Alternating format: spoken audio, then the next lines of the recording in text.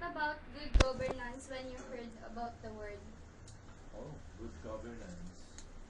Um, First, good governance is a good leadership required.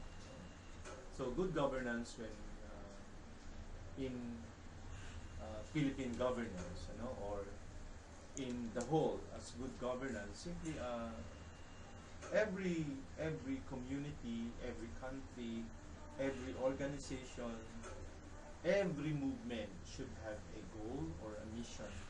And a good governor will be able to lead this community, country, maybe, or organization to meet the goal. So, a good governance will have a system and even principle base so that the vision and the mission, the goal and the target will be able to meet as much as 100%. No? Let's say, for example, the goal of the country is to alleviate poverty by 10% every year. So a good governance will be able to hit the 10% every year.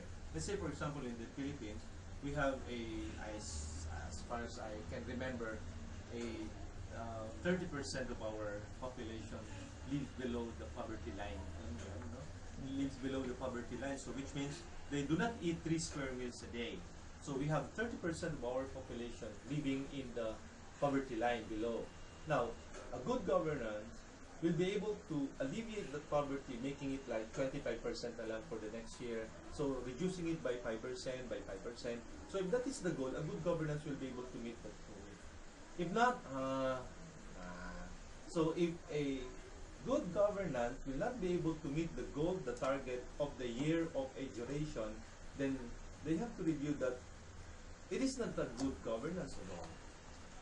In the church, just the same. If you will be asking if there is a good governance in the Catholic Church, well, our governance in the Catholic Church is called hierarchy.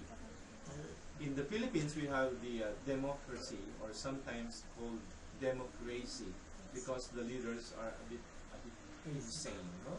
But in the Catholic Church, we have what we call as the hierarchy. Hierarchy sounds like monarchical, no? Like kingly. The Pope, no? The Pope, and then the cardinals, and then the archbishops, and then the priests, and then the parish. You see?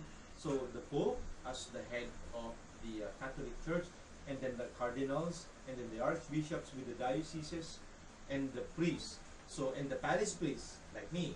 So I am following the order or the decree of the Pope from the top down. So Rome, Vatican is the center, no?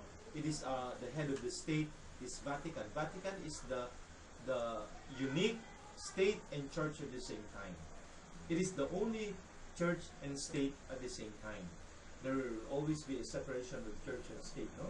But in Vatican, the Pope is the head of the Catholic Church and at the same time the president of the state of Vatican. Like President Duterte is also, of course, the head of the state, but he is not the head of the Catholic Church. But in the Vatican state, the hierarchical way, headed by the Pope, who is a priest or an archbishop or a cardinal, and then down to the parish priest. So that's the link, So it's very unique in the world.